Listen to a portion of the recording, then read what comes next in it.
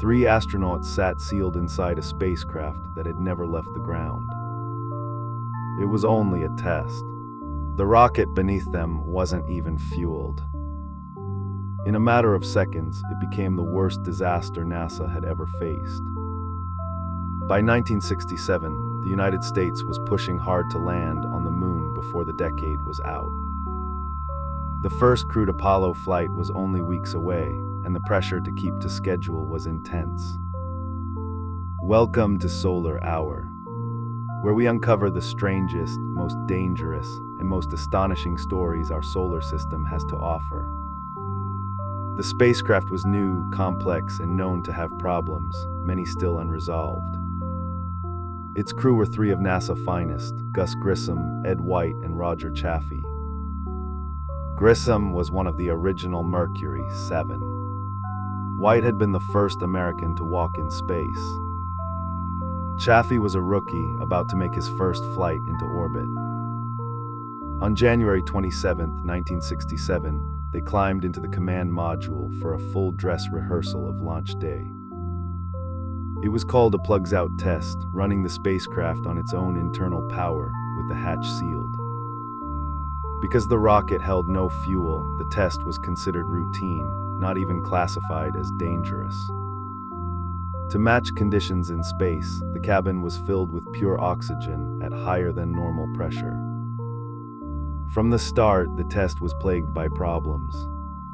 A sour smell in the air. A stubborn communications fault. Grissom grew frustrated, at one point asking how they could talk to buildings across the country, but not the control room next door. The countdown was repeatedly held while engineers chased the glitches. Hours passed with the crew sealed inside. The command module was crammed with wiring and flammable materials, all bathed in pure oxygen. In that environment, even a tiny electrical spark could be catastrophic. Somewhere in the cabin, one occurred. In pure oxygen, the fire spread almost instantly, engulfing the small cabin in seconds. The crew called out that there was a fire and fought to open the hatch above them. But the hatch was a heavy, multi-layered design that opened inward, and it took minutes to remove. The rising pressure from the fire sealed it shut against them. It could not be opened in time. Ground crews rushed to the capsule through thick smoke, burning their hands trying to reach the men. By the time the hatch came free, it was far too late. All 3 astronauts were gone. The nation was stunned. 3 astronauts had died, and their spacecraft had never even left the pad. The Apollo program stopped. Everything about the spacecraft was pulled apart and examined. Investigators never pinned down the exact spark, but the real causes were clear enough. A sealed, pure oxygen cabin. Flammable materials everywhere. A hatch that could not open fast enough.